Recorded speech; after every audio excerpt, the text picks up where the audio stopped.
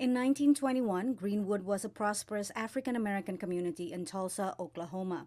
It included a neighborhood known as Black Wall Street. A white mob, assisted by an all-white police department, burned Greenwood to the ground, leaving hundreds of people dead and thousands homeless.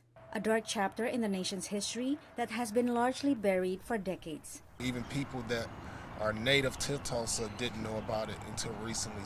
On Tuesday, President Joe Biden visited the Greenwood Cultural Center. He is the first U.S. president to commemorate the anniversary of the tragic event in Tulsa. My fellow Americans, this was not a riot. This was a massacre. He met with 3 survivors of the massacre, all over 100 years old.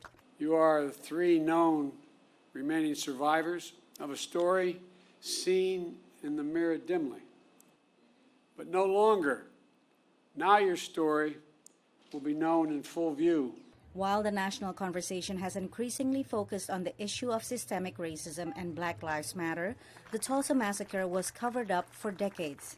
Records were actually removed from the city hall, removed from the library. They deliberately covered up that whole history. And then now you see a continued attempt to, continue to whitewash the history of racism and white supremacy in this country. In the centuries since the massacre, Black Americans continue to be discriminated against. According to government data, the typical white family has 8 times the wealth of the typical Black family, a gap that widened further during the pandemic. Biden announced steps to narrow the gap, including plans to invest tens of billions of dollars in disadvantaged communities, expand federal contracting with minority-owned businesses, and repeal 2 Trump-era rules that restrict fair housing practices. But he did not mention reparations, whether for the Tulsa Massacre survivors or for the enslavement of African Americans. It's hypocritical for us to go out around the world and try to demand other countries treat their citizens right and to be fair and just when America has yet to be just and has yet to atone for her worst race massacre in American history. Biden's visit came at a time when many conservative states are pushing for new voting laws.